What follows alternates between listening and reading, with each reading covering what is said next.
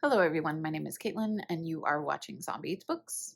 So the first book that I'm going to talk about is The Fury by Alex Michaelides. So this is a thriller. I don't usually read thrillers, and when I do read them I don't usually like them, but I actually like this one. I thought it was pretty fun.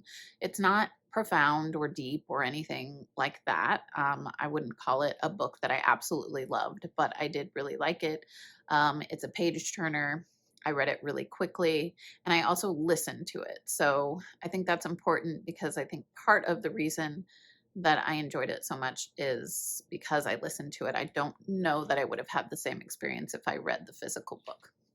So this is about a group of people secluded on an island. One of them is murdered, someone does the murdering, and the narrative, I think, is what made it so interesting. So the narrator speaks directly to the reader and says, hey, I'm going to tell the story of this murder, but I want you to know that I didn't witness everything. And I'm also partial to theater.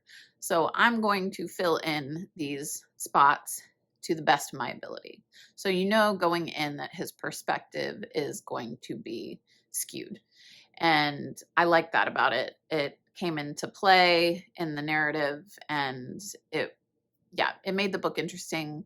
It isn't really a book that I would say, wow, I'm really shocked that this person died and that this person killed them. It's something that you can kind of see coming, but the why is what's interesting, and the narrator is what's interesting. His character is the best character in the book.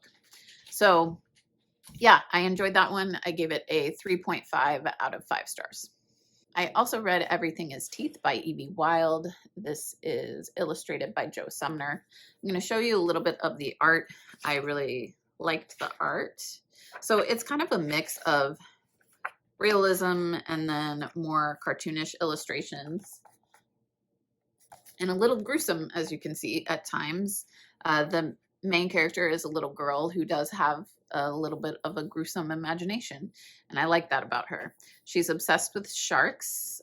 She has this kind of fear or tension in her life that is manifesting as an interest in sharks, and she devours any kind of information she can about sharks.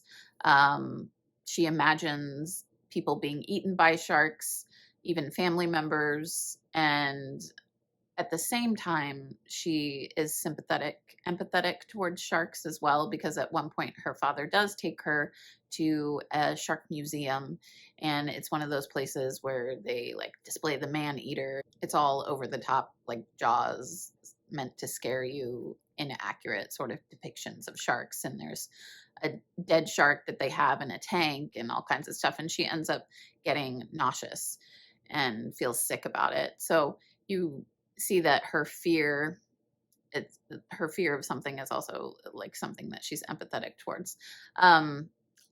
It's about her and her summers in Australia as a kid. So she primarily lives in England with her family, where her father is from, but I believe they travel to Australia during the summers, if I remember correctly. I read it a little bit ago. It's about her and her family. It gets a little sad towards the end, but only in the way that life gets sad as people get older. So yeah, I really liked it. I will probably read it again at some point, and I also gave it a 3.5 out of 5 stars. So I also read Invisible Kingdom, and this is the complete series. G. Willow Wilson is the author, Christian Ward is the artist, and then Sal Cipriano does the lettering. The art in this is gorgeous. Let me show you a little bit of that while I'll tell you what it is about. So this is about a captain on a ship, and she is delivering some cargo. She ends up discovering a discrepancy in her cargo that ends up revealing this big plot, this big conspiracy. And she has to make the decision of what her ethical responsibility is, and if she thinks that the truth is worth endangering her crew, which includes her little brother. And here's some more art here. So it kind of reminded me of The Expanse in that way, although The Expanse is way more complicated and much longer. Um, but I liked it a lot. Again, the art had a lot to do with that. It was really gorgeous. But it was a really good story as well.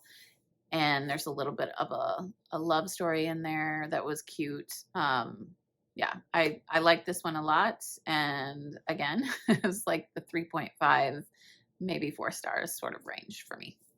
I also read the third book in the Murderbot series, Rogue Protocol by Martha Wells. I'm continuing to enjoy this series. I love Murderbot. He's a surly robot who is really annoyed by humans, but yet feels compelled to save humans from their own stupidity constantly.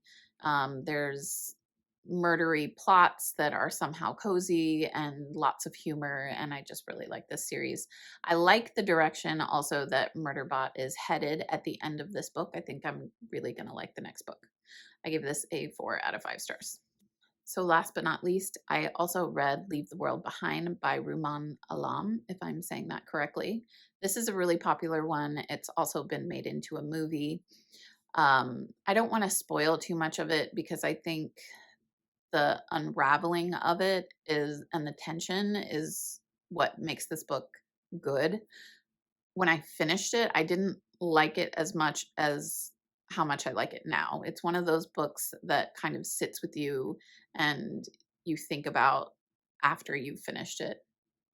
Um, so it's about a family that takes a vacation out in the middle of nowhere in this really nice house. And one day during the course of their vacation, this couple knocks on the door and introduces themselves as the owners of the house that they're renting.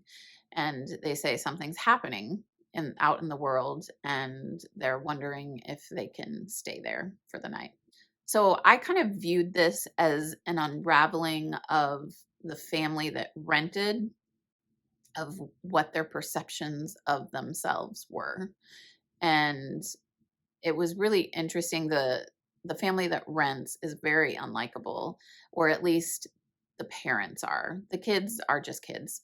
But the mother in particular was just a really unlikable character. She thinks she's pretty racist. She thinks that this couple, because the couple that owns the house are black and this is a white family, instantly thinks that this is some kind of scam when they come and knock on the door, and even goes so far as to say something. I think she says they look more like the cleaners than the owners of the house. So she still has this entitlement to this house that she's renting, even though she doesn't even own it, and she's almost insulted that her perception of who would own this house, it doesn't line up with her sensibilities, because she I believe thinks that she herself deserves that house, but she doesn't own that house because she can't afford it. There's a lot to think about in this book. I really love the building of the tension. um, I liked not knowing exactly what was happening out in the world. It's not one of those books that's going to give you detailed scientific explanations of the event that is happening or anything like that.